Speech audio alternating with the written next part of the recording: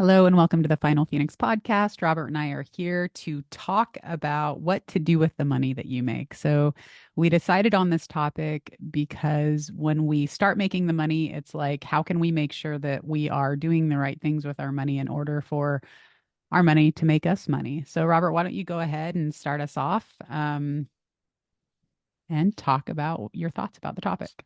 Yeah, I actually like every topic we do because I seem to say that every time. I really like this topic, but I really do like this topic because I have some experience here, some good experiences and some bad experience. So when we talk about everybody gets in their business, and ultimately there might be a few things that they want, but most people can identify with with how much money they're making because that's kind of a scorecard, right? I made X amount of my business last month. I want to make this much. I need to do that. And and everybody has different needs and different wants, but the math is the math. And if we don't get that right up front, if we don't get our head around that up in the beginning of the game, what happens is that you end up maybe succeeding doing what you wanted to do, and you wake up one day, your missus wouldn't be so good. You're helping people and everything, but you're actually in the same spot you were before you started. You're like you're basically have to go to work. You got to do all this just like you did before. You might be doing something better than you were before. You might be loving what you do, and you might be helping a lot of people. But if you're at the end of the day not better off than you were before you started, where's your reward? Where's your goals? What happened to that? So I think that it's something that should be discussed, and since it is easy to do, once you learn it, it's not an emotional thing. I do understand some people might have money blocks and stuff, but ultimately, it's money in, money out, what you do with your money and how you think about your money. And if you don't start that up front, you'll have to do it sometime. And I think if you do it up front, psychologically, you're preparing for success. If you wait, and I've done, so what I'm saying is I've done all this. If you wait until you get the big score, once you get the big score, you're going to have to pay all your debts back, and and that big score won't be big anymore. Then you got to do it again, and you won't do it. If you're going to wait, you just won't do it. Okay. You don't get successful. And well, some people do, but most people don't get all that down. They're usually at some point, they're usually forced to get an accountant, to get a bookkeeper, and to do all this work. But when you do it like I had to do it after the fact, it's actually ugly. It doesn't feel good, and you have to go through a lot of stuff, but you weren't prepared for it. Maybe even deep down, you didn't even believe it was going to happen. I don't need an accountant. I don't need a bookkeeping system. I don't need any budgeting. I don't need that because I don't make any money. And the fact is, I think deep down, there might be a little belief that you're never going to make any money. So get this stuff done in the beginning, and it's not hard. Get it straight in your head, and you're preparing for success. I don't, don't count your chickens till they're hatched is a good saying, but we're not talking about that. We're talking about having a system in place so that when you start making money, you know what to do with it. So if we talk about last week, we talked about putting yourself out there and doing videos. There's a process to that. You have to do it in a certain order to get certain results. And you can, it's kind of like this with the finances, is how I look at it. Laura, I'm not going to do the TikTok challenge. I'm not going to do those videos and get myself out there until I have 1 million followers. How's that sound? A little Yeah, bit I see stupid. what you're saying. Do Yeah, you see like what I'm saying? People, I mean, anybody that's listening would be going, "I ain't gonna work, buddy." Well, I'm not gonna get my finances under control because I don't have any money. I'm not making any, and I don't need it yet. It's a system, just like getting your CRM up, just like getting your video camera up, checking the microphones like we did before the podcast. Yeah, we had a little microphone issue. All that, it's the same thing. So I'm gonna first tell everybody not to tune out and think this isn't for me. I'm not there yet. I haven't made my product. I haven't done any of this. Um, I think it's probably, I don't know on the list. I haven't looked at it, but I would think it's probably number 3 or 4 on the list to get done. And it's a lot easier to do in the beginning than it is to do after you Yeah. have problems. I mean, It, it's really hard. Like, can I just give you one example? Got my life together, started making money in my businesses, things going good. I'm super happy. Haven't really worked on the budgeting side or the control side because, I really haven't had those problems before. And it's the end of the year, and I do my taxes, and my CPA says, you had a great year. You didn't pay your taxes by $21,000. Congratulations. I'm like going, I don't have the 21,000. What happened to the 21,000? I would have rather have done that. I mean, that's great that I made enough money to have to pay those taxes. Don't get me wrong. But the fact is, if I would have had my controls in place, I would have said, is that all? I should be paying double those taxes. yeah. But I didn't have it. And I had to arrange things, which means that I wasn't comfortable doing what I was doing. And I made a few bad mistakes and stuff to try to get back in track. So I think this is a super, I know that's a long introduction, but I think it's a super big topic. And I think everybody should say, let's talk about making money, whether it's $20 or 200,000 or 2 million. It doesn't Yeah. matter. This isn't above or beyond you. I agree. And the reason why I love this topic is because students and business owners and entrepreneurs, they are so focused in making $1 million that they're not even really, it's like, let's make your first dollar, right? And let's take that first dollar and let's decide what to do with it. And so there's that issue, right? And then there's the people that are like, well, I have to learn how to make money because I have to learn how to take care of myself. And I get that too. And I'll probably ask you some questions about that because I know you went through some like financial recovery and you're like, like in your mind, it made no sense for you to do certain things, but you did them anyways and it paid off. But I really want people to start thinking it's like our business is an asset, and an asset is designed to make money for you. And then we want to set it up so that that money makes more money for us with investments or real estate or, other businesses or wherever we decide to put that money. But people don't quite see that far and they kind of get stuck in that whole like, well, let me just make $1 million and I'll be rich tomorrow, right? Or let me just make $1 million and then be financially free. But I know that you can agree with this. It's like, what does it feel like to make a million to like have $1 million? And it feels exactly like the same, right? Remember we did that exercise at some point where it's like before $1 million and after $1 million, and it feels exactly the Yeah. same. So it's like, okay, it feels the same to have the $1 million, but the difference is the system as to what you're doing with it so that it can actually support you in a way that is well into retirement, right? So, again, I just love this topic because it sets people up to think a little bit more bigger picture, a little bit into the future as to, oh, my business can actually do so much more than just pay my bills, right? Yeah, and it's not hard. It doesn't have to be emotional, and you don't have to get over money hurdles or anything like that. You just need to know some basic facts, and then you just need to have some discipline. You need to save a little, you need to spend a little, you need to keep track. As much or as little as you want. Once you get to a certain level, you will need professionals helping. I wouldn't say a beginner might not need that. They just need some checking and savings accounts. But I think uh, no matter what your service is, you're selling a solution, and you're going to get, we talk about money as energy. You're going to go out there and you're going to do your thing, and somebody's going to get a benefit out of it, and then they're going to give you money. They can't give you chickens anymore. They can't give you any of that. And thank God I don't need any chickens. I know you want some, but I don't. So you have this way of making it very equal. Okay, I do this, I get paid this much.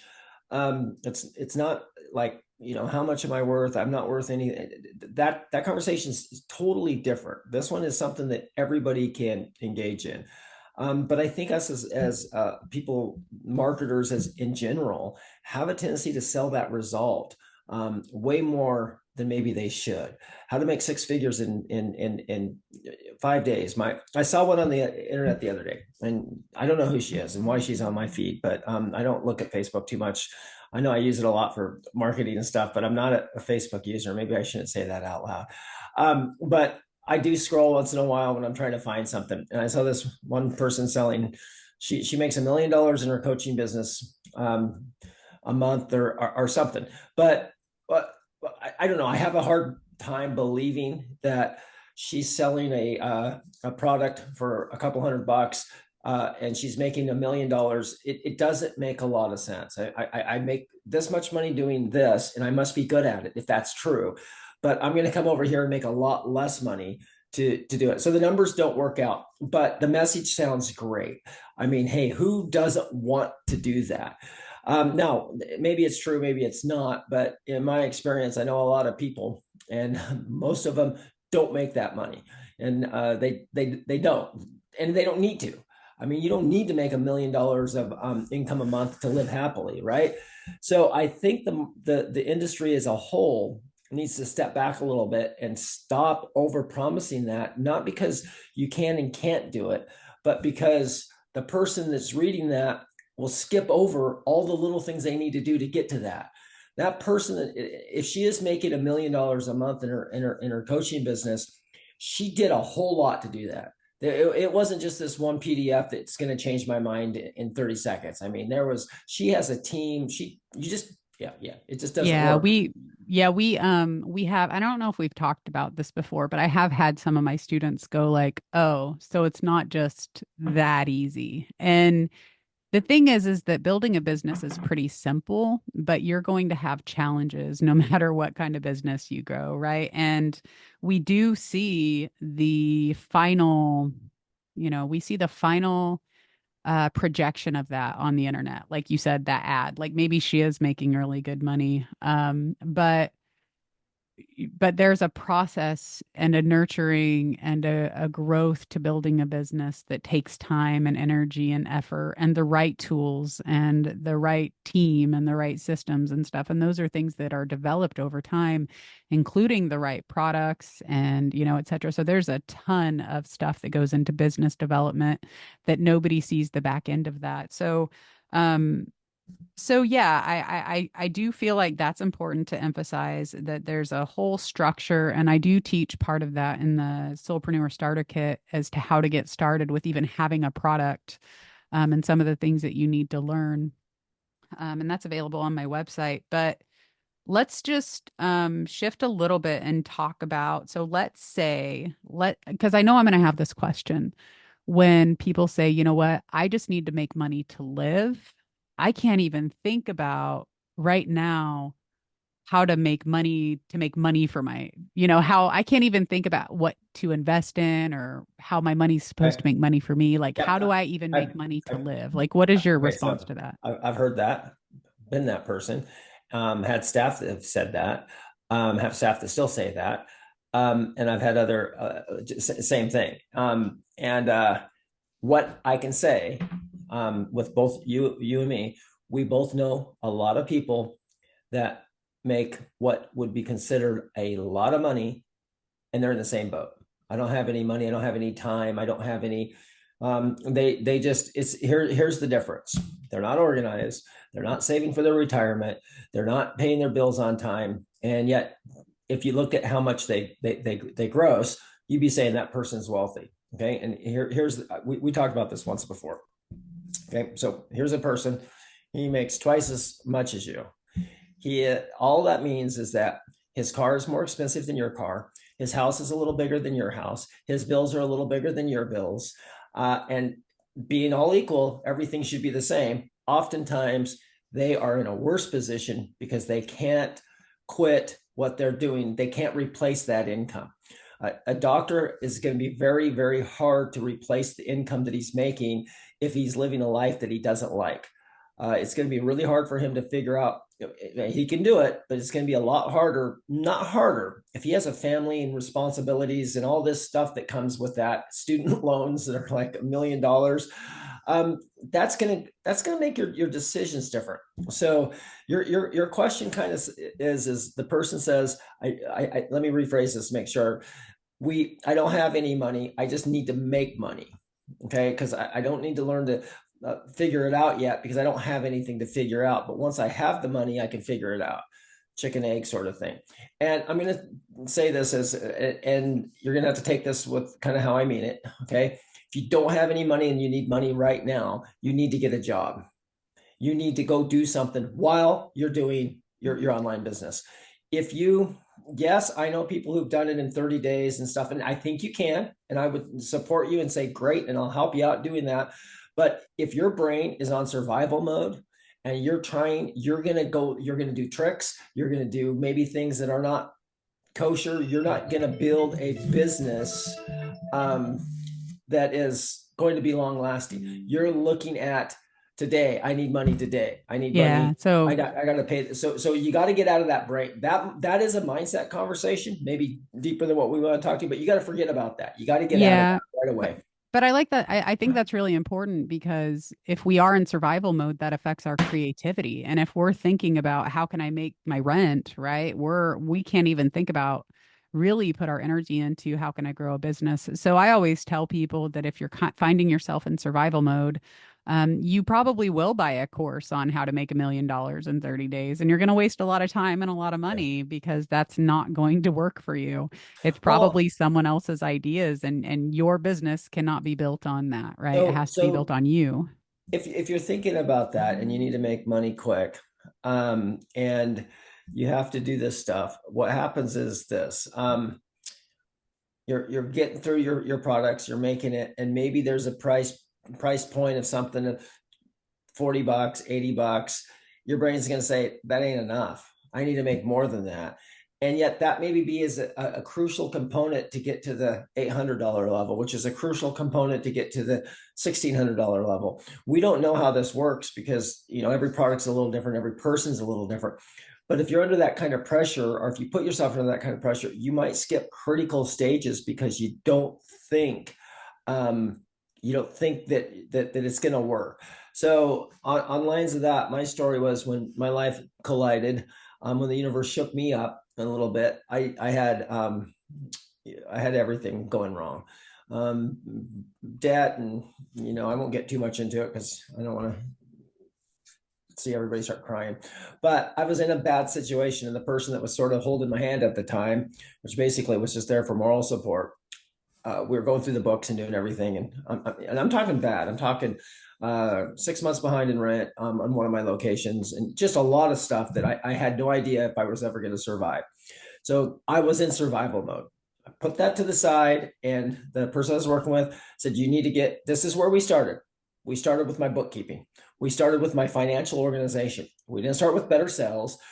That's what I was doing. Okay. And I'm pretty good at that. So maybe that was already kind of worked out, but it wouldn't have helped. I needed to get and he started me with the base. And this is the conversation we had. Okay. It's end of the month and stuff, and you got to pay yourself first. So how much are you going to put away? And I'm just laughing. I'm going, dude, I am so broke right now. I can't even, I'm like, I borrowed my mom's car, right? I'm trying to figure out how to carpool so I don't have to pay for gas. What do you mean? He goes, how much do you have? And I kind of did the math. It's $25. He goes, awesome, 25 bucks. Let's put that aside. Okay, so you got to form a savings account. You can put that in your Roth. And he just went through some things. And I'm looking at him going, are you nuts? And this guy's very wealthy. He's retired, but he has several businesses. And he goes, this is awesome. You got $25. He goes, you got to remember, always pay yourself first, no matter how much. So we're going to start with $25. And I'm like looking at him going, no, this is stupid. It's not going to work. And he said this, he goes, you'll be surprised at how fast that grows. But if you don't start now, you'll be in the same boat in 3 to 4 years from now, regardless of what you're making. And he goes, it's not what you make, it's what you do with what you make. And these are habits, and you don't have them yet. So I'm trying to help you form them. And I said, okay. I wrote out a check for $25, mailed it to Fidelity, and set up an auto payment. And that's what it was. And then I shook my head and went back to life. And as I just progressed through that, the stages that we're going to talk a little bit about here, that 25 got up to 50, 50 got up to 250, I think was my next jump up. Then it was 500. Then it was 1,500. Then it was 2,500. And this is just monthly income coming out that I'm not even noticing.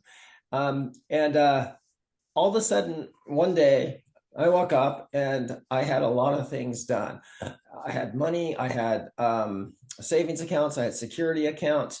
But here's something really critical that I want people to understand. When I got there, I was the same person as I was before I got there. I was driving a little different car, not a great one, but I was driving a different one. I wasn't getting the phone calls anymore about turning my power off. I wasn't getting anything, I didn't wake up looking out to see if my car was repossessed, which did happen to me, by the way. And I didn't even notice it for a week. Okay. I'll tell you that story later. But anyways, what happened was I was the same person. I was just a little bit more secure and I could act on things a little bit better. And when you're in that fear state, you make bad decisions. And luckily I had the help, but it's the habits that I formed that did all the work. I would have I would have got out of that mess because I've been in there before. I would have got into that mess. I would have conquered it. I would have celebrated, and then I would have been in the exact same boat again in maybe 6 or 8 months, or maybe 2 to 3 years, without any money to savings. I mean, I had zero in savings. So we were talking a little bit about who are you, what it's like to have $1 million, and what does it feel like if you don't have $1 million? And we said you're the same person. It doesn't feel any difference. Well, that's people are like shaking their head, saying, "Yeah, yeah, easy to say." Actually, it is easy to say, and it's easy to prove. I still remember when I was listening to these two guys talk, and they said, "Do you remember when you had a net worth of over $1 million?" And one of the guys goes, "Yeah, I did. And it really wasn't a big deal. In fact, actually, I found out by accident when I just looked at my P&L for the year, and I said, huh, I have assets over $1 million. Wow. That used to be my goal." And then he goes, then I went back to work. And from day one to day two, and I was laughing, and I said the same thing. Oh, that's BS. But long story short, I flipped open my accounts. I started looking up, adding, and I was like, oh, I have assets over that figure too. Wow, I'm theoretically and technically a millionaire. Woo, what's happened? Nothing changed. Nothing. Somebody didn't come up and hand me a big check and saying I arrived. It was no difference. I still, save my money. I still go to work. I still try to buy things on sale. So that is not something you ever want to put in your way, because it actually will stop you from getting there. And then once you get there, then you'll stop doing what you did that got you there. Yeah. And that is part of my story, is that's what happened to me. I stopped doing what got me where I was because I got this feeling that I've kind of arrived a little bit. I can't explain it. I was thinking about this yesterday. Like, oh, what happened? Why did I do that? I just got lazy. I stopped my financial controls. I let them go. As an example, very seldom do I ever use credit cards. I lived just fine without them. I got to that figure that I just talked about without using them. And then all of a sudden I decided I think I could use them, and I didn't put any controls in. And my controls would be to pay them off at the end of the month, just like I do with my debit card. Everything's the same, but I didn't do that. And I didn't realize I wasn't doing that. And then I woke up one day and I said, wow, look at all these credit card bills I have. And so now I got to redo it all, but I know how to do it. Yeah. So I think we need to talk a little bit about this. And I want people to think about, even if it's $25 on a product that they're selling, you need these systems in place, and you need to do it, even though it's really easy not to do.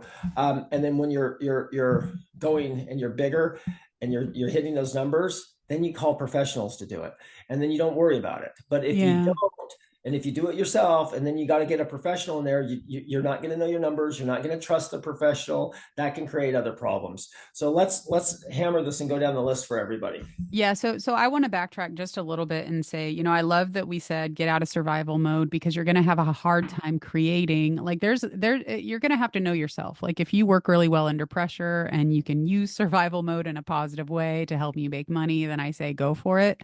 I know a lot of people are really trying to get out of their 9 to 5s. So they're quitting like more stressful jobs and getting part-time jobs that are bringing in a little bit of money while they're building their business. So I say, know yourself and know what you need to do in order to be able to have the time to create and to, have the money to pay your bills as well. And then have that little bit extra. And I love that, you recommend like start with $20, start with $10, right? Start with $25 and then just build from there, because it is those small incremental amounts that can really transform some things. And I want to talk briefly about my story too, just a little bit. Like luckily I was pretty good at finances.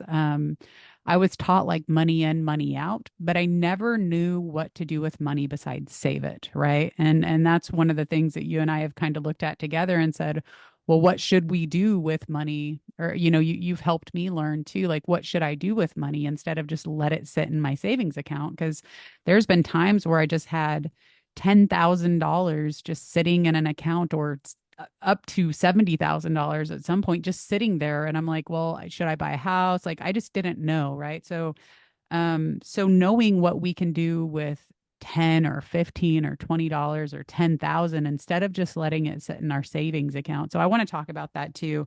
Um, and I think the other thing that I want to mention is maybe we'll talk about this on another call, but having our incremental business goals and our metrics. I love keeping track of the amount of money that I make every week or every month. And I can say, okay, here was my goal last month. My goal for this month is X. And I really do look at my memberships and I look at how many people are in those, how many subscribers do I have, how many products have I sold. And I focus on making those numbers greater because it's those numbers that are helping my sales, obviously, right? So knowing your metrics, if Yeah, you are, if you're putting your business out there, really knowing your metrics and your conversion rates. I think your KPIs are super important once you get to them, but that is the kind of the same thing. It's just understanding like I know that in my brick and mortar business, I know how much a lead cost.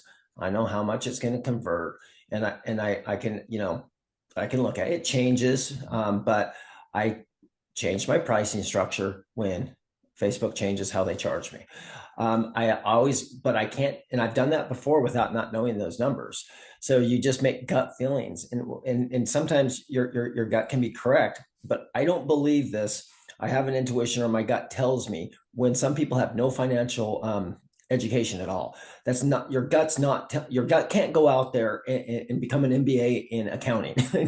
It doesn't work. Now, if you know the principles and you understand it, you might have a gut feeling about a certain investment, and then I'd say that maybe you know something that you don't know that you know, and to follow that. But your gut can't go out without you and learn these principles. So the one thing I'm going to tell everybody to start with, and the goals and all that is good. I'm going to tell everybody to start with understanding their income and where it comes from and what you do with it. So you have a salary, you have passive income. You hear all this stuff coming through. You know, you want to start with like I'm assuming that some people will probably have a day job, so that's W-2 income, and then they start this other process. And in the beginning, they have to take money from their job and they have to put in here. Now you can do it on a shoestring, but it's going to cost you at least a little bit of money if you want to do it right. So, having said that, you think you could probably do this with zero money. I know there's free everything out there now, and if you're really strapped, but you're going to need a web page. You're going to need some kind of CRM. You're going to need a couple of $100 to get started, maybe more if you really want to get started. And I wouldn't go big, but just understand that. So you got to take that somewhere. So start right off by thinking about where you're going to get that money, where you're going to put that money, and then how are you going to pay yourself back that money. This is something that people forget to do a lot. They'll do a startup and they'll put maybe 3 or 4 or 5 or 10,000 of their own dollars in there, and then it starts making money, and they think, well, yeah, I'll pay myself back, but and they usually do by just taking it. But what I'm saying is, if they put $10,000 in there, that's a loan to the business. They need to keep track of it such for a loan, and then they can pay themselves back without paying taxes on that because it's a loan to the business. They can even charge themselves interest if they want. But if they don't do that, it's very easy to start draining your other accounts on your business because it's the bucket is being filled with your day job, which you're trying to probably get rid of anyways, right? So I'm going to tell people to start with keeping track of what they put in. Once they put something in, even if it's going to the negative, that's fine. Then when they start making money, because that was the general topic, so I got off there a little bit, so I'll come back. Once you start making money, And I can tell you about, like, the word passive income is very seldom is it ever passive, but that's okay. It sounds pretty cool. It's passive after you do a hell of a lot of work. Okay, so now you're cooking along. We're assuming that you kept track of where the money comes and where it goes, and you got some sort of accounting system in place. Now, what you need to do is, I like to tell people to work with percentages, not amounts. And the reason for that is because if you work with amounts, there are some days that you make less. And, like, let's go back to my $25 amount. Even though I didn't do it on percentages, I did it on the $25. There was a month or two that went by that I actually didn't have the $25, and I was all panicky, and I felt like I wasn't following through, and ended up rearranging things. I actually even took money out of a kind of a loan a little bit to make my $20 to get it up to 25, because I was darn set on that. But what I learned now, if you do percentages, you've set this habit up from the beginning. And if you have a low month, your percentage will be lower. Like, let's say, for example, everybody's heard you got to pay yourself first. And so you do 10%. Okay. So you get your money in, let's say you make $100. Okay. So you have expenses that are going to eat up a lot of that. And in the beginning, way more than you like. And then you're going to have all the other little things, promotions and the future and stuff. And once you're done, you've got $1 left if you're lucky. And you're thinking, well, I can't save that dollar, so I'll just keep going. And then another month rolls by, and another month. But in the beginning, you get that $100. Even if you had to put in 300 to make it, I don't care. You got that $100. You have promised yourself to pay yourself first to get into the habit. And we're saying 10%. I think it should be more, but it can be 5%. Let's say 10%. That makes my math easier. That's $10 out of 100. That is not going to bankrupt your company. Even if you had to put 300 to make it, it's not going to do anything, but this habit's going to be worth more than 10 bucks. So you take that $10 out and you put it in a separate business savings account. You get rid of it. If you're taking from your W-2 over here, $500, but you have all this money over in the other account that you did, you can't take from that account. That's the habit people. Well, I have $300 that I made in business. This is a reinvestment back into my business. You're robbing from yourself, and it just never works. Yes, you can borrow yourself $300 from over here, but you can't steal it from, or you're not paying yourself first. It's hokey business. So that grows and grows. And the reason I'm adamant about this is because I've done this before, to where I grew a business to quite a lot of income for what it was. It was kind of passive. And I kept taking all the money out of that and putting it back into kind of business development. But I didn't save anything myself. I kept thinking, oh, if I keep investing in this, it's going to blow up. And Google changed their formula, and everything I had done just stopped working immediately. And I had nothing to show for it, except for thousands and thousands of dollars that I kept reinvesting into something that didn't work anymore. So Okay. I'm going to say that first things first is you have to get your pay yourself first mentality. And I think you should do it in a percentage, and then you crank that percentage up as you make more. Okay. If you So, make $1 million, 10% of that was $100,000. I mean, that's like, wow, that's real money. But you're not going to do that if you don't have the habit. You'll say, I made $1 million, but you've also spent $1 million. What did you save? 10%, 12%. Start. I did this. Okay. I start 10%. I like to stretch. So I went 15%. Some people jump too high though. Go for 5%. It doesn't matter. Each month, do that. So, okay. So so I have a, that's like the biggest thing of all. yeah. So That's the first habit. I have a question about that. So you say take a percentage of what you're making, whether it be a W-2 or your business income. So let's just go with 10%. And you say pay yourself. And then what are we doing with that 10%? Are we putting it in a savings account? Are we investing it? Are Okay. we So one are we thing you said, going and spending it on, usually, clothes? Like, yeah, what are we doing with that? coffee, vacations. No. But you said No, you something said? there. We got to back up a little bit, because you said something there. Said 10%, and then you mix your W-2 with your business. It's totally separate. Your W-2 money should already have your retirement and your 10%, and everything should already be worked into that too.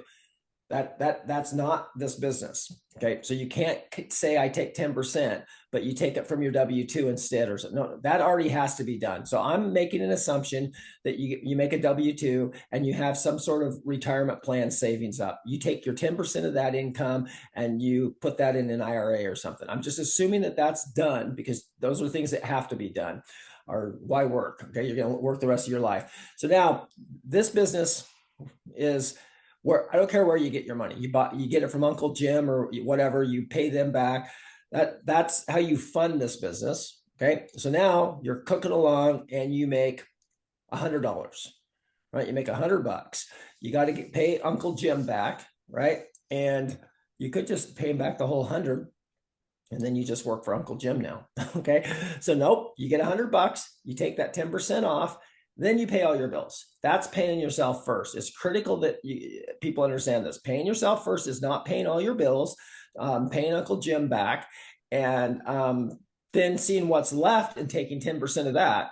That's going to be depressing. Okay, so now once you get that 10%, you got to put that money away where you can't easily get at it. Which is a savings account or a checking account or an investment account. I have my preferences, but it's whatever, but it's not something connected to your W-2 checking account, or they transfer and it doesn't, you in a moment of weakness, you'll transfer the $300 that you paid yourself to pay your power bill. And then the next day you'll say, oh, shucks, I shouldn't have done that. No, you can't do that. Okay. Now you're clarifying that because that's kind of critical. The 10% is before you pay anything on your business, excluding your W-2, because you've already did your 10% there. So now your question is, what do we do with that? Do we buy dresses? Do we buy coffee? Do we buy anything? That 10% is absolutely non-negotiable, and it's for your future. You can't spend it on anything. You can invest it, okay, which means that there's a chance you could lose it on your investment. Different conversation, but this is critical. You got to take that 10% and invest it so that investment starts making its money by itself. This is the step most people miss. The money that I put away, I put 10% of my income away. Well, where are you putting it? In my mattress. Your money is not making you. In fact, it's going down because of inflation.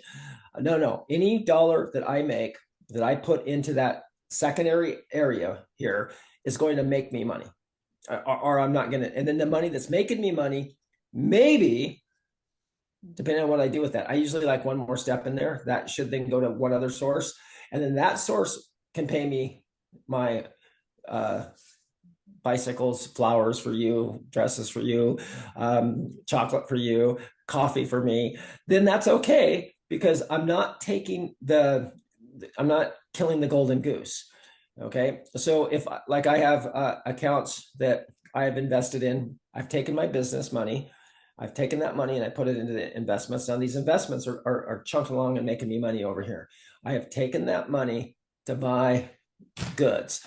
For a while, I would only buy things that made more money. And after a while, you got to live, right? Yeah. So when I hit a certain number, a certain financial number that I created on my goal sheet, I then said, okay, I don't need to keep reinvesting all this money.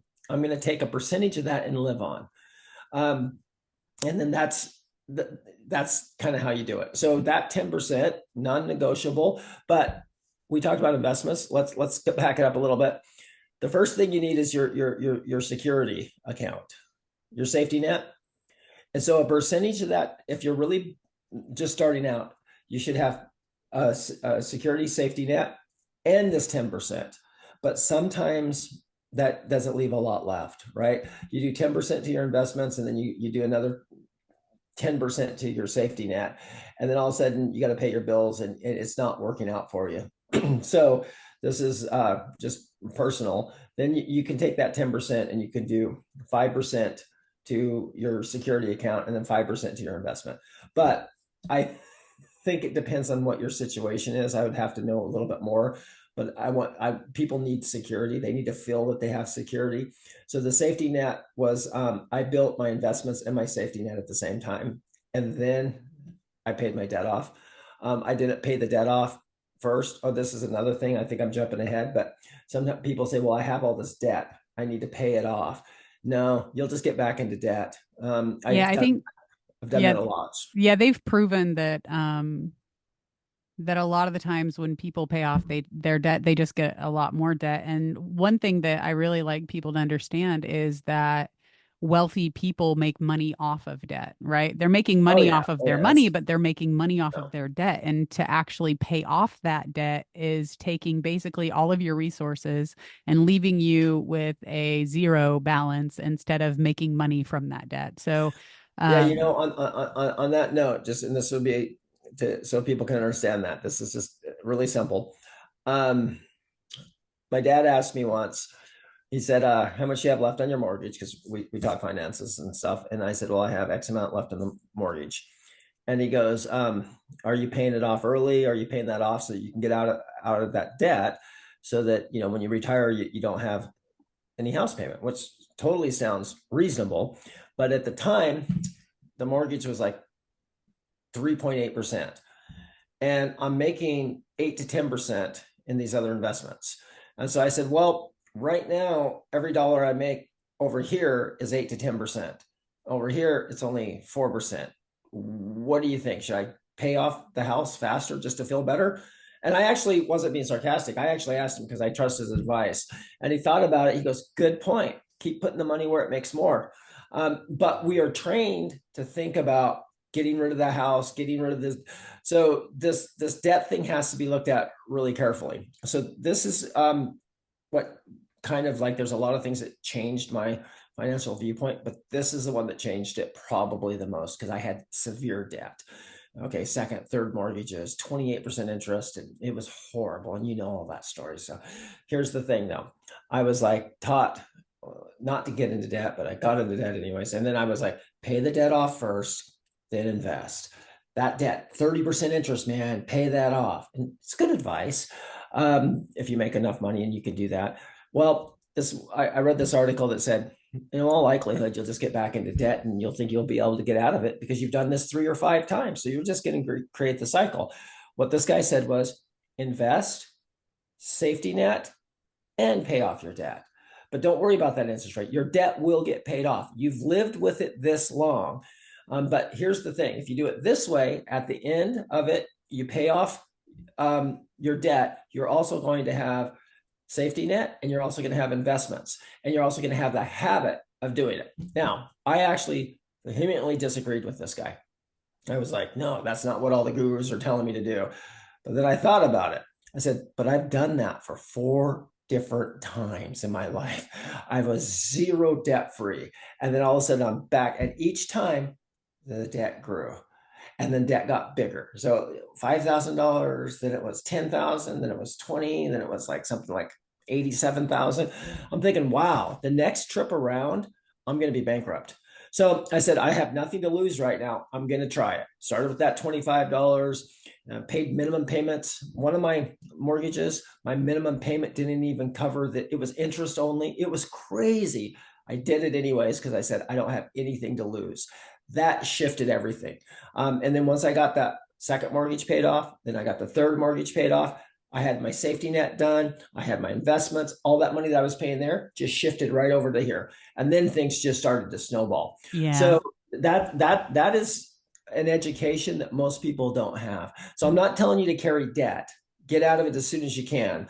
But you got to think about how you got there, why you got there, and is that going to really fix it? Everybody has a story that I just said.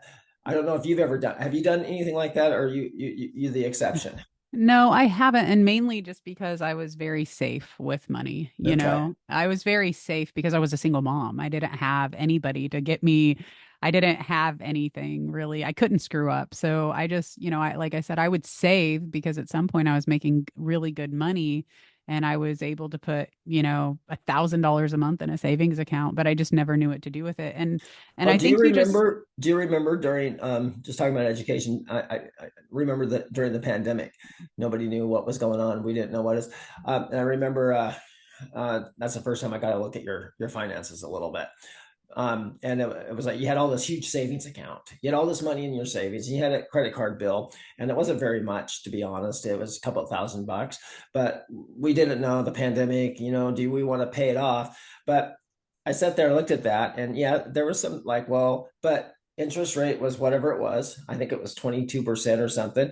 And you had all this money over here doing nothing, making like, I think Yeah, at we the didn't time, know what to do with it. no, Yeah, so 1% interest, if that. And then you were paying for this. And we looked at that. We said, we don't know what's going to happen, but I do know you'll never get pay this credit card off. And we took it, we just shifted it and just kind of paid it over. And it was for me and you, both of us, even though it wasn't big amounts, it was rather stressful, if I remember right, because we didn't know if, but my reasoning was, and I think if you remember this, I said, well, because I knew it was a smart thing to do. I said, well, let's look at it this way. Worst case scenario, you still have a credit card, zero balance with a $10,000, $12,000 limit on it. I mean, if we have to, we could just go crazy. yeah, because I we know, didn't know but if we would need the money for yeah, anything. that and that's see, that's what was stopping us from doing the smart thing, was something that hadn't happened, something that wasn't real. And we flipped it, and I remember that. And then shortly after that, we paid the cars off, and we just started to we started thinking different as a couple at that time. That was the time where Yeah. we looked and we started thinking on the same. So I just want to get people to get this understanding that some conventional wisdoms, like paying your bills off, it's a smart thing to do. You got to understand what I'm saying. But you got to set this other stuff in place too, because if you do it, you'll pay your bills off and you'll have nothing to show for it and you'll feel like crap. Yeah, and I just want to throw a couple examples out here because we're talking about this, and really the money mastery course that I think you should put together, Robert, is really about the way that you think about money. And it sounds to me, well, first I'll say that, I've had someone in my life reach out to me and say, I've got $200,000 and here's my plans for it. We're going to pay off this car, pay off this car, pay off this mortgage, and then we'll have this much left to go buy a house or some land or whatever. And I'm like, well, wait a minute. If you pay all that off, then you will have, like $100,000 for a new house. Why don't you just continue to make those payments at, a 3.5 interest rate, the payments on the mortgage and or the cars, and then have this money up front to buy a bigger asset to make you money because there's a lot of equity in the house. And I think what people are just really overlooking is that there's so much more value in the cash that you have on hand than, that like that can you can buy investments with that. You can buy, when the amount gets higher, you can buy a house that's paying you equity. Um, you could even start another business that'll pay you more, right? So the cash that you have on hand is worth so much more than a dollar, right? But the debt is actually worth a lot too, right? Especially if it's making you money. Um, Well, so yeah, I I just don't, wanted to say yeah, like I there's think people need to understand what debt is good and what's bad. And it's different for different people. I mean, it's different. Like if you have a house payment, for example, and you don't have a business, you just have a house payment. Yeah, that's a debt, right? But if you house hack and maybe you do a little Airbnb on the side, that's now an asset. That changes the way you think. And you get, so people say your house is is your biggest, asset. And really it's actually your biggest liability until you turn it into an asset. And that takes a brain, that takes a mindset, that takes a little bit different thinking. So you can get advice from people. And if you don't have this correctly, you can end up in some trouble. But you definitely need to start looking at things and realizing that there is a way to looking at things that is normal for people who are already there, and it's not a secret. It's not. It's just that it's not trained in schools, and it's definitely not trained by your employers, excuse me. They do not want you to strike out on your own and create a successful business that provides you with all the finances and everything, because that's what they're doing. Okay, sorry, all you business owners. I know I am one of them. I'm a little different. I want my guys to do this because I know as a team we can do more than, but I'm the exception of the rule. So if we go back to you got to have your goals for sure, and I think we've covered that a lot. You got to think in percentages. You have to have the discipline with your different accounts. So you have to start with your 5 or 10% and then no exceptions. So here's something I also wanted to talk about. You've been saving that 10%. You've been listening to me. Now you've been selling a small solution. You haven't really gotten this full time, but you're making some money and you have $270 in that account. And now you are going to need to run a Facebook advertising campaign. You've come up with a new product and you're testing the market and you're doing your thing and you need $270. Laura, do you go to that account? And because advertising is an investment in your business, do you go to that, take that 270, give it to Facebook and pay it back after Facebook does its magic and makes you 2,700? I do not. Yes, you do not. You No, do not. I do not. No, Personally, I do not. no. And I do not either. Nobody should. No, we don't touch that money at all. It is, I No, really love what you said. That is for your future. And we could argue and say, but Facebook ads is for my future. However, you're really gambling that money, right? When it comes to ads, you're no, gambling that money. you don't We're know. not allowed to gamble You in can't, our and you life. don't know if it's going to work. But what we do know that works is saving money, not going into debt, and investing to your security level does work. Now, I'll take 10% of everything I make, and if I make 100,000, that's good. If I make 1 million, that's good. And I'll get that 10% up, and maybe I'll have to shave it down. I've done that before too. Jumped up to like 30%. And I did that with our Square account. They were taking Square's pretty cool. They allow you to do the savings account and they'll take it right off the top. You won't see it. Trust me, you'll see it. I did 33%. And all of a sudden one day, Laura might remember this, is I'm trying to find this money. I go, our accounts aren't working, and I'm Yeah. going all over the place. I had like eighteen thousand We've done dollars. that twice. I've done okay, and I just canceled it, so I wouldn't do it a third time. I know my pattern, but I couldn't find it. I mean, and then I found it, and you might thinking that, oh, that's awesome, you just found. But here's the thing: it wasn't a real 33%. I needed that money for operations. So even though I didn't think I did, so that kind of I would have been better off to take 10% and never touch it, and I would have been fine. But I jumped too much, so I Yeah, so dropped you're it back saying down to like 9%. be reasonable and, when it comes to a Be percentage, conservative. be conservative and be reasonable. And if it's 5% one month and it's 10% the next and it goes back down to 5, like it's okay because those percentages is what adds up. And when you're putting it away and you're putting it and investing it It's into the habit. stocks or It's savings, the it's the habit. habit. It's The the habit. consistency. Yeah, Okay. it's consistency. So if I got you, Laura, you're doing your 5%, and nothing is going to change in your life. All right. I guarantee you, right? And we know this because we've done this. Okay. Now we go up to 8%. And you're like, I think I can do 10. Just do 8. A month later, let's talk about it. What do you feel? Man, I'm glad I didn't do 10. Oh no, I could do 10. Go up another 2%. And just slowly do that over time. And you won't bounce around, and you very seldom will have to come down unless you made some math error. And then that's a logical decision. It's not based on, oh gosh, Facebook needs a little extra money. I know this product's gonna work. Instead, it's like, no, it doesn't. So if you get that one thing down, if the guys get that one thing down, and it's a habit, then and they don't fall for anything else, any quick fix like I've done before, where oh yeah, I'll just borrow this money, and then the product doesn't work, right? Maybe the Mhm. product works, I don't work the product. You have got your foundation down. Once you do that, then there's other things you can do, okay? Because you have taxes. Okay, you have reinvestment back into your business. Then you have to figure out what to do with that money. We started this podcast about what to do with your money. So I'll feel bad if I don't give a little bit of advice. Yeah, I'm yeah. not a whatever. I'm Yeah, not. you're not a financial advisor, but and Thank I you. and I do want to go into that, but first I just want to say just to kind of highlight a lot of my students, a lot of my customers, a lot of my clients, they're working on building businesses, right? And they get to see so much of that beginning details, and that's like, okay, I see my vision, it's big picture, but now I got to go back into the details of creating a product and marketing and building relationships and nurture sequences and marketing and all that.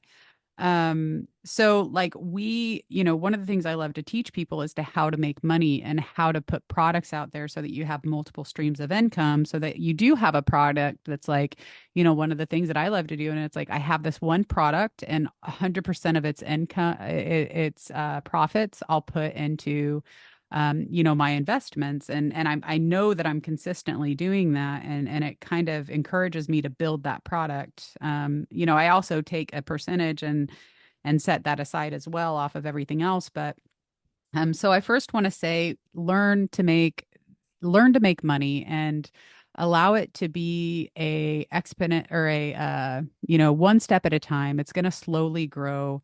Little by little by little, the energy that you're putting into your business is going to assist you with making a living. And then we could take some of that and invest it, whether it be in stocks or real estate, et cetera. But ultimately, we want to get to a point to where we're financially secure, we're financial free, and if we want to retire from that business, you can, and you're not having to work for the rest of your life, right, Robert? I feel like that's our goal here is for people to be able to have that choice and that freedom in their life to where they say, I've totally done my service to humanity by putting these products out. Now I want to move to Costa Rica and just, set up a stand on the side of the road and like just work and play and just do whatever. Like we want everybody to have this freedom to do what they want with their lives. And when we can teach people how to get the money that they made from their business to make them more money, it sets them up for that success and those possibilities and not being stuck. I know business owners that have been running businesses, they're 70, 80 years old, and they still are like, I'm just going to have to do this for until I die because they haven't taken any of these steps. So, that said, let's just talk about like what your biggest tips are when it comes to what to do with your money. Okay, so I want to go back a little bit here, a little bit, because you said some kind of good things here. Is that I think that the goal is to do whatever you want when you retire, whether it's play golf, whether it's to keep working, whether it's to go to Costa Rica and do that. But me and you are trying to get people to start doing that life right now. We don't want them to wait, right? That's part of what we do is like, why can't you live like that right now? But if you choose in that you've done your thing, right? If you choose that, then you should be able to shut everything down, even if it's making money. You did this once, shut $100,000 a year business, and that was a decade ago, which is pretty good profit, right? And move on with your life and not be looking back saying that was the worst decision I had. It always takes more money than you think to retire.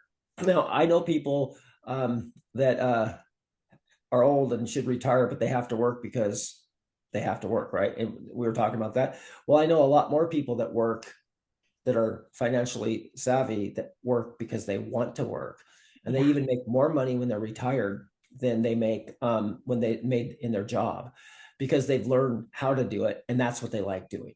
They like to share, they like to do things, but they might as well get paid too. Yeah.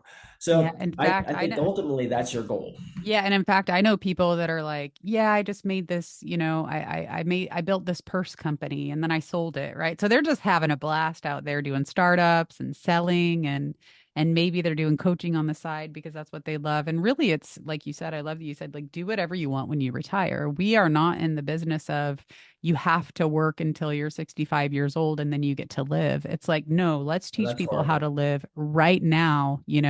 And we could talk about this for eons as to how to make sure that you're aligning with your passions right now in order to because those will pay you, and how to take your vacations and live right now. But like why wait to do this, right? That's a different conversation.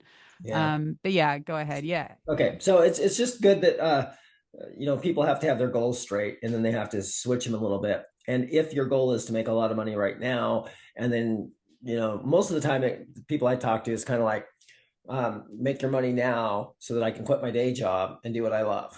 And some people love their day job, and so you got to ask yourself where are you at with that. But even if you are day job love, but like this little side business I'm doing, you still need financial controls because things change. And one day and that side business or your day job or whatever should provide you with, well, it is providing you with a living, but if you don't control it, you're not. I don't want to, I want to live today, but I also want to live tomorrow. So a portion of what I make now has to go for tomorrow. It just has to, because I don't know. I'm not going to rely on anybody, right? And I think that's just healthy to think that way.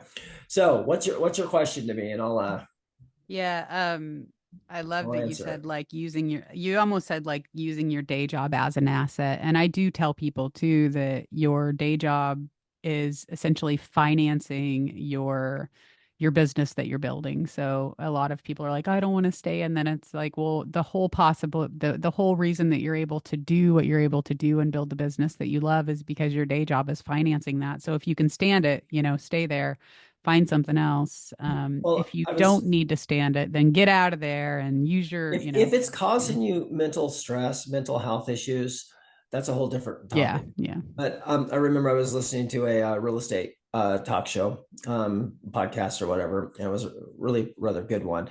This guy was an engineer, and he made a lot of money, and he wanted to get into real estate and quit his engineering, so that because he kind of bought the dream. And the host says, "Well, that's okay. A lot of us have done that." And he goes, "Do you like engineering?" He goes, "Yeah, I love it." And he goes, "So have you done any real estate or anything?" He goes, "Oh, well, I bought a few of these things with the profit stuff." And he goes, have you ever thought about that? Like when you were in school?" And he goes, "No, I just always wanted to be an engineer."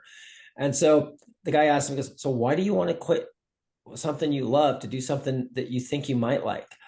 And he goes, "Well, I've heard this." He goes, "Yeah, that's the dream." He goes, "That's the dream. Get financially free." He goes, "But you're already making money, more money than a lot of people. And you can take that profit and then get into real estate and eventually hit your goals without losing." And it was funny because there was just dead silence. And I couldn't see the guy, but I knew what was happening. His brain was, yeah. So there's a person that almost made a critical error because he bought the dream, somebody else's dream. And by the end of the show, he had decided to invest his money wisely. And in this case, it was real estate, keep his job until he hit that figure. And then he goes, "I really don't know if I'll even quit my job after I hit that figure, but in 5 years, I should be there and I'll call you back and let you know. But maybe I'll be a consultant." Wow. So he had all these other options because his brain got around the thing. But before the conversation he was dead set on quitting a $200,000 a year job to go into real estate that may or may not provided him with that living and not have the money to buy real estate either. That's what the guy said. "Well, if you're going to quit your day job, how are you going to buy real estate?" And he's like, "Oh, well, they said that you can." It's like, yeah, they tell you that, but honestly, you're in a great position. So that's yeah. So that's yeah. I hope people get that in their brain. I want them to understand it's where they're at now and what they're doing with it. So you're Yeah. making money now. Let's talk about that. You're Yeah, making so I want to know what your tips are for people that are making money now, whether it be 20 bucks, 25 bucks. Where are we putting this money now? okay. That we're putting it in an account, we're not Yeah. touching it. It's So not. I got my percentages. I've decided whatever it was, it is. Let's call it 10%. I'm paying myself first. And then I got another 5%. I'm just using percentages that I've used before going into my safety net. When I get a big payday, a bonus, maybe I sell three high ticket programs that I had, one right after the other. The stars aligned, and I got an extra $3,000. Yep, 10% still goes, 5% still goes, but now I also have an extra $1,000 of profit. I then take that profit and then I divide that up too. So I'll put a portion of it to pay myself back because I took a loan from myself for my day job. So I get to pay myself back, get to do whatever I want with that money. And then I'm going to take some of that money and I'm going to pay my bills and I'm going to do that. But there's still going to be a percentage that I'm going to take and I'm not going to put to the 10%. I'm going to put to the safety net. So once you get your safety net done, what are you comfortable with? 3, 6, 9, a year? What? I'll ask Laura. What are you comfortable with having in a reserve account that you never see, touch unless there's an emergency? So, and everybody's different. There's no right or wrong answer to this, and it also depends on how you live, what your rent is, and all sorts of, or your mortgage is. But what are you kind of comfortable with? No, I remember, I was years ago, I was taught to have at least 6 months of your Mhm. expenses, like That's a good rent, number. car payment. And then I decided that, I like to be able to have 2 years worth. Good. I was hoping you were going to say that. So I was always doing the 3 to 6 months because you can always go back to work and blah, blah, blah. And then we went through a pandemic. And I realized 3 and 6 months was a joke. That I mean, we actually did well in the pandemic, right? We realigned ourselves. So we look at that as we smile when we think about that. We got to spend quality time with each other for a year. The government kept closing and opening us up and trying to mess with our psyche, but we didn't fall for it. But I am not a believer of anymore of having 3 or 6 months, a minimum of a year. 2 years I like a lot, and that's 2 years. You can find yourself in 2 years, man. If you have a security account for 2 years, you can sit back and meditate every day. And I guarantee you that will last for about 6 to 7 months, and you'll go get a job. So I'm not telling anybody what they need to do, but they have to figure it out. And if you have a 2 year thing, what you do, so your first thing to do is figure out your expenses for monthly. So you do create a budget. You can get that online. This is easy stuff. Figure out what you have to, the minimum you have to make to survive, to eat, to live, and to, you got to have some fun too. So figure it all out. Decide, are you comfortable with 6, 8, 12, 2 years, 5 years? It doesn't matter. Pick that number. Then set up an account, and then start putting your little 5% into that account until you hit it. Now, I have a safety account that made it at the time. I'll just give you real figures. This account at the time needed to get to $15,000. That was my weird math figures that I look back at it. I don't know what I was thinking. Okay, that's like maybe I had a lesser quality of a life because that wouldn't last very long in today's market. But once I hit that 15, I'm supposed to take that money and do something else with it, right? That's the key. So you have to know what that number is. I set the goal for 15, but I didn't pay attention to it. And that account got up to over $90,000 of a safety net. That's now more that's how I said that's my safety net, right? So then you can take that safety net and just stop it, right? And then you can do it, or you can take that safety net, that 90,000 in this case, pull it out, put it into that market that your other business, your real estate or your stocks, and start building that safety net again. And that's what I recommend people to do, because then you get a payday from that instead of just stopping. And this is why I recommend people doing that, because I've done it the other way. Got my safety net up to a certain number, stop paying it, and never continued putting the money in the safety net anywhere else. So I just built up a savings account. It's like putting money in the dresser drawer and then not keep building it. So I now build up a safety net. I take out of the safety net, I put into retirement, and I rebuild the safety net. It's a habit I've got, and it just grows and grows and grows. So number one, 10%. Number two, safety net, whatever that number is. Those two will go on forever. Even when you retire, guys, you will still be putting money into those two things. Okay, good. Any other Yeah. questions? No, I think that's everything. And one of the things that I'll share that I did is, I sat down, and especially when I moved into a new business, because I got pretty lucky with my investigator business. It was just like I had so many things aligned that it was really easy for me to just hit the ground running. And when I started this business, it was not as easy. Maybe because it's all online and it was less, it just takes more to build relationships online, I think. And so I did, notice, the monthly income. I was able to focus on how to get my monthly income up every single month, but I didn't see any dramatic changes or big changes until I really looked at like total financial responsibility.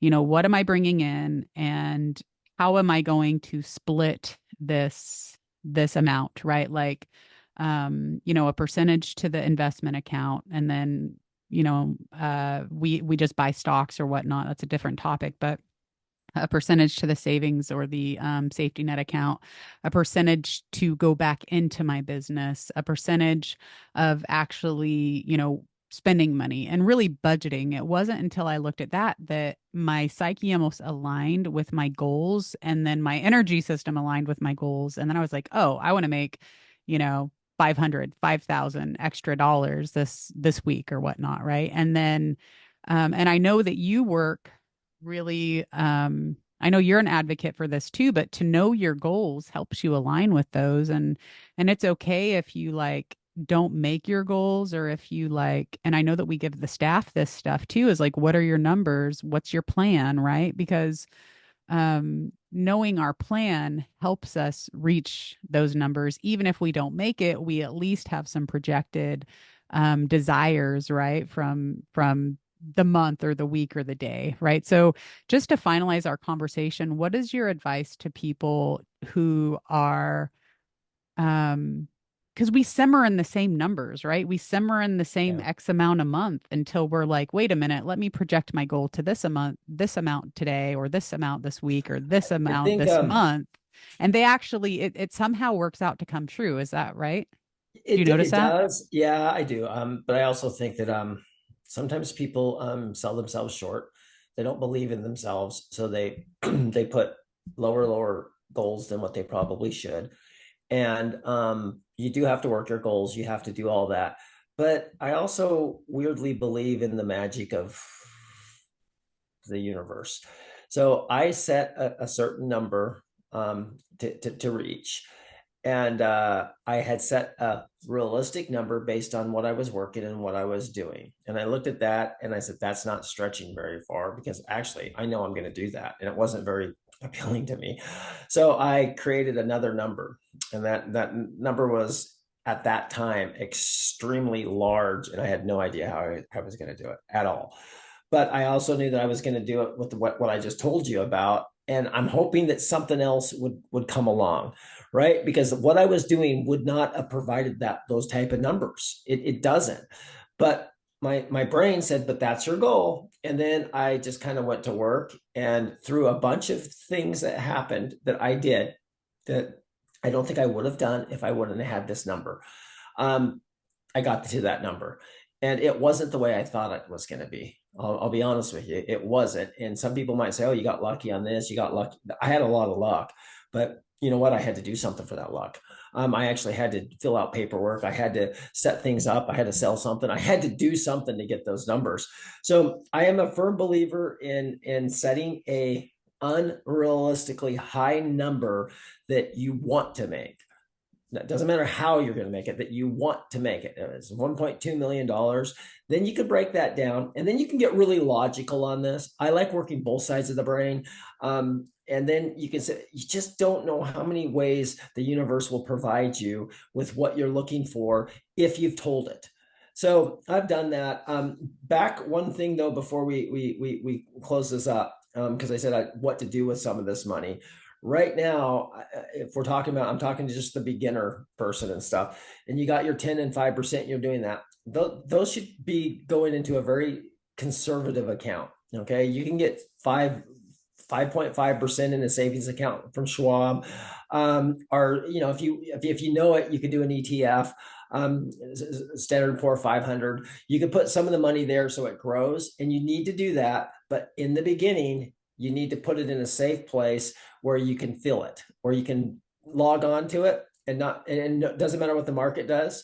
And every time the market crashes, people, oh, I lost everything. It's like, did you sell? No. Okay. You haven't lost a thing. Be quiet. But the thing is, they do need to put it someplace. Savings account is pretty poor, but you know, Charles Schwab, Fidelity, all of them have high, you know, some CDs that pay a lot higher and stuff, and you can set it there for a while. But while you're doing that and developing this habit, you do need to also realize that that isn't where that money should be. You're going to have to use that money to make more money, but not yet, because your brain isn't in the habit of creating it. So how would you like to not have the education, has saved up, you know, 30 grand, take that out and put it into something that fails?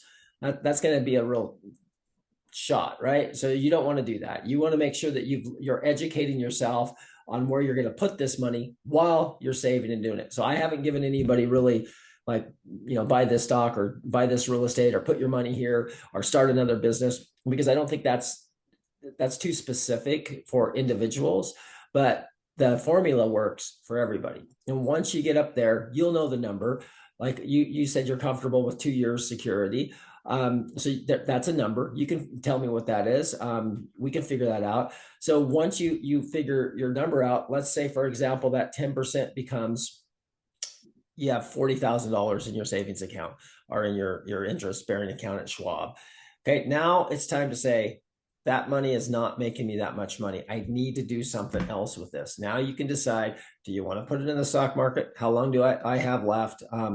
What's, you can learn all that online. And then, or do I want to put a down payment on the house? Or do I want to start a whole nother business? Now you have good questions to ask, but here's the cool thing. You're still, don't answer that question. Okay. It's just, I can't answer. Oh, real estate, stocks, everybody's telling me what to do. Guess what? Next month, you just put more money into that account. It just Mm. went up. Yeah, don't So worry about that. it's just gonna keep rolling. And then eventually when you get to it though, and it's such a great day when you take that money and you do something and it's successful. Maybe you buy a little rental property, depending on where you live. Don't buy a rental property in Seattle with 30,000 down, but there are places in the United States you can still do that. And all of a sudden that money is creating more money. And now you're getting this money just coming in. Now you got funnels. They're all coming into you. And like I said, you may make more money off your investments. There's a time that I was making more money off my investments than I was actually making from the work that bought those investments. Think about that for a second. I think it was last year, maybe. I made more money off my investments than I did off the money that bought those investments.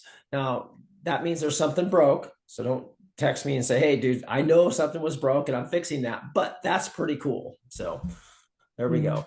Yeah, maybe So, not broken, just oh, something for you to adjusting it. look. Yeah. Like I how can I love, make more money here? Because that would even be like it's always, yeah, it has yeah. its own Well, I ways. took my eye off the ball a little bit, and Yeah. I just did a couple of things that I shouldn't have done. It's not a big deal. I've already fixed it, but still, that was pretty cool. I mean, that was what I did is I set up. So one of my goals was to make more money on my investments than I make off the job. And that's usually what most gurus are going to tell you. It's what you call financial liberty, financial independence is when your investments make as much money or more than your day job. That's called financial freedom because everybody's goal is usually to replace their day job. Okay. So I'm using your W-2 income. And you don't have to do that, but let's just say you make $60,000 a year on your day and you're giving 5 days a week for that life.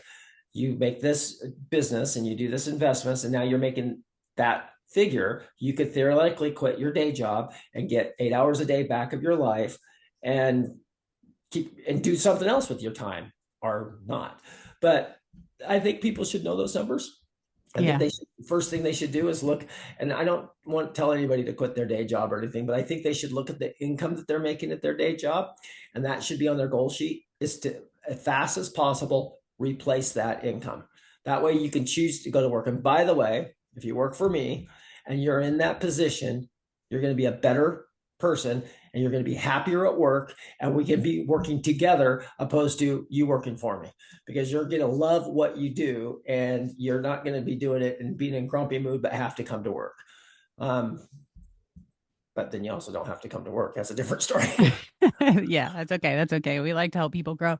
So to finalize this chat, I'll just say, I'll tell people to quit their jobs if they can, get out of that W-2 as fast as possible. The taxes are completely different as a Oh W-2 God, it's a wage whole earner. conversation. Yeah, different conversation, but if you can get out of that, I want people to build the new systems and new structures for what I call the new earth so that they can bring new products and programs and services in. That's what I love helping people do. That's why I offer the Soulpreneur Starter Kit at my website at lauraperry.com, because it teaches you how to build a product or a program or a service or a course in bite-sized chunks that, it might be all that you need to get the ball rolling so that you can actually offer something to sell. It's like marketing 101, but you have to have a product to sell in order to make money, right? But also you can make multiple products, right? So that's why what we talk about multiple streams of income is we do have multiple products. And then once you make one, it's really easy to make your second or your third or your fourth. If your Yeah. fifth doesn't work, it's fine, make another one. And then eventually you do have multiple streams of income with different businesses too, like Robert and I do. And if we want to shut one down because it's like this isn't fun anymore, we can do that, right? Right, Robert? Like we could just say, Yeah, this is too much that's work, or should we hire someone, or like we have that freedom, and then we're able to create so many passionate outlets, right? And then there's there's no what we stress around it. no, what we figured out is that once you're in this mindset, in this mode, what you might be doing might not be working, but something else comes along that does work. I mean, we've done that several times. It's like, oh, we'll just do this, and we're not really into it, and all of a sudden that income came in and this other income dried up, but we're in the exact same boat, but we're a little happier because we don't really like that either. Um, I go back to the kind of the percentages. I want to end this with a little bit of a true story as a kind of analogy of what a little bit once you do that. Because if you're in the habit of doing that, it doesn't matter if your business doesn't work because you still made some money and some of that money went in and went where it's supposed to. And maybe you have to get another side gig, or maybe you have to do your work for another month or two to start another business. That's a process, and everybody goes through it. When I was one of my first jobs was working at the Hillcrest Country Club in Boise, Idaho. There, and I was a busboy, and we had one of the guys in the back was a dishwasher, and he'd been there forever. And just he's in this little hole, and he'd yell at us and throw things at us, and it was just he was quite a character, a little strange, big beard and stuff. But he showed up every day, and he worked like 7 days a week and everything, and he was just that's what he did. And I was back home from Seattle on a Christmas thing, and my mom goes, "Do you remember?" Or I can't remember his name, to be honest. And I said, "Yeah, he was the dishwasher at the country club." She was reading the newspaper, and he'd passed away, and he was old when I was young, right? So I said, "Oh, that's too bad. I mean, he was a character, but I never want to hear that." And they said, "Yeah, his kids were going through his house, and he had well over $1 million worth of coins and cash in jars in the walls of his house. He saved everything that he did. And again, I wish he would have spent it on himself. I'm not saying that was the right way, but if you would have told me back when I started, do you see that dishwasher back there? He's a millionaire. And this is when $1 million meant something, guys. This is like in 1982. Okay. So if you would have told me that, I don't even know if he knew, by the way, but his family knows. And he did that on a minimum wage job at the country club. And I was a busboy, and it was a minimum wage job. Just because we worked at a country club, the waiters made a lot more money because of the tips, but we just did and the dishwashers, because I did it for a week, it was a minimum wage job, and that's you got your check and you didn't feel very good about it. So I don't like his process of putting jars in the wall. Okay, but the fact is that he did it. Okay, so anybody can do it if they have a system. I mean, he would have had 3, 4, 5 times that if he would have did the right investments with it. But doesn't matter. His kids are living okay, I guess. I don't know if it brings back a life or not, but still, I always remember that, because if you know this guy, you would. He had a system. I mean, it's not our system, but he had a system. He rode his bike to work. He just lived the way he lived, and he was actually pretty happy, except for when we goofed up the dishes and he had to throw rolls at us. He did not like it when you put things on top of things. But I just want people to realize that those might be stories you hear, but they could be your story. I mean, if you have a process that's in place, it will work. And if not, you'll make a correction to make it work. Just people don't follow things, and they wait till, like we started the conversation. I'll do that when. I'll do that when. When is it ever going to happen? Start now. Everybody knows the story. What I would have done if I was 20 again. Everybody's lived that. But guess what? You can start today. You don't have to do this another 10 years in. If only 10 years ago I would have listened to Robert and Laura. Just start your process by goal setting and getting your percentages correct. If you need extra advice on that or something, just chat us up, and we'll because it's kind of individual. I wouldn't want to give a bunch of people advice that might not work for them unless I know the situation. But it is common advice. It's out there, and it doesn't have to come from us. This is stuff that I had to learn. I learned it the hard way. You learned it just by listening, I guess. I get lessons a little different than some people. I have to be hit in the head a couple of times, 2 to 3 times, and I say, "Hey, lesson learned." So I just really love this thing, and I think that when people, if they get this stuff done in the beginning, they don't stumble. I had one consultant told me once that the first thing I needed to do was get a bookkeeper. I didn't have any money at the time, and I said, "I can't afford a bookkeeper." I was doing it myself, and he said, "You can't afford not to have a bookkeeper." And I said, "Easy for you to say." I mean, he was a big operator. I didn't say this out loud. I just said, "Sure." And I didn't get a bookkeeper. And it cost me more money for me doing my own books than it would have been if I got a bookkeeper. It was totally 100% true. But at the time, I was in the weeds and I couldn't see the big picture. And so I was trying to do everything myself. And when we had to come back and have somebody refix it, it cost me more money to get it fixed. And going forward, it cost me less money. And I saved tons of my time. So just remember that sometimes the information is out there, but we may not be hearing it, but we need to listen. We need to Yeah. listen. Yeah, absolutely. Well, thank you, Robert. I think we gave a lot for everybody to think up. So your task is to, if I was to give everybody an assignment, would be to write down your income, what you're bringing in every week or every month, split up your percentages, figure out what that means for you, write down your goals, and just take action now. It's the best day to plant a tree is right now. To plant a seed is right now, right? So I think we'll Yeah. finalize with that. Unless you want to say anything else before we go. No, I just wish 20 years ago I would have known about the percentages because I did numbers and I did like one time I did $250 a month and I did it for 3 to 4 months. And then one time I couldn't do the 250 because I had tires to buy or something. And then I stopped doing anything. If it would have been a percentage of my income, I would have never stopped that. It would have continued on like I do now. So it's been a percentage now for like 5 years and it's continuing to be a percentage and I don't even notice it. So yeah, I think people should really think hard, long about it. And remember, advice that you get is usually contextual and it works for some people, but not everybody. But there is advice out there that will work for you. You have to look at your situation. Only you know your situation best. Like Laura likes to have 2 years. I like to have 2 years worth of safety net. Some people would say that's way too much and they're happy with a month. You have to, those are the questions you have to ask yourself. You can't get mine and hers. You'll never make your own goals. You can't do our products. You got to do your own. But if you ask yourself those questions, your brain is already questing in the right way. And I used to think it was, 3 to 6 months.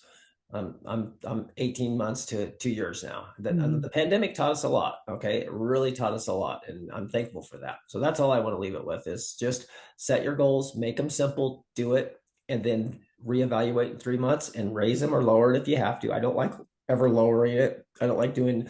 That's why I don't want people to bite off like a 30% and then say, oh, because it feels bad if you have to. No, I'd rather have you do 10%, then go up to 12%, and then wait a couple of months. You got the time. But if you do it, and we're talking in 6 to 8 months, see, if I'm talking to somebody right now that's on this thing and listening to me and has debt and nothing in savings, in 6 months, they're going to have savings, they're going to have a little bit of a safety net, and they're going to have less debt and they're going to feel a lot better at themselves, opposed to the guy that pays all their debt off and has no debt but no savings. What Mhm. is that?